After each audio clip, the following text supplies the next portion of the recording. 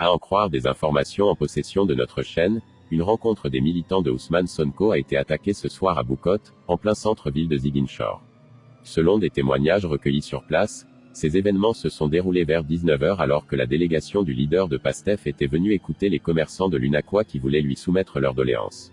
C'est à 17h que la rencontre a commencé et alors que les gens avaient commencé à discuter, on a entendu des bruits dehors. À en croire le témoignage de nombreuses personnes originaires de Ziguinchor, ce sont des jeunes du mouvement de Doudou Ka qui sont à l'origine de cette attaque. Arrivés alors que Ousmane Sonko était déjà dans la salle et avait démarré sa réunion avec les commerçants, ces jeunes ont commencé à crier et à demander aux visiteurs de quitter les lieux au motif qu'ils seraient chez eux.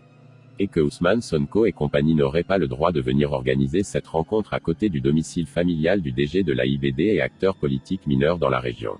Alors que les agresseurs s'en prenaient aux visiteurs, la police, sur place, n'a bizarrement pas bougé. Aucune arrestation n'a été opérée dans les rangs des assaillants. Et de nombreux véhicules ont été saccagés.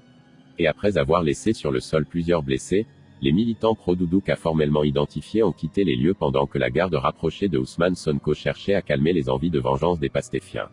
À en croire des sources locales de nous, Abdou Mané a une fracture à la main pendant que Ali Diatta, de Grand Yoff, a été poignardé à l'arcade sourcilière. C'est la même chose pour Ismaïla Dafé de l'Indiane qui sont tous actuellement évacués aux urgences de l'hôpital régional de Ziguinchor. On a tenté d'entrer en contact avec l'administrateur de l'AIBD. Mais, Doudou Ka dont des frères et des responsables politiques du mouvement ont été formellement identifiés n'a pas daigné nous rappeler.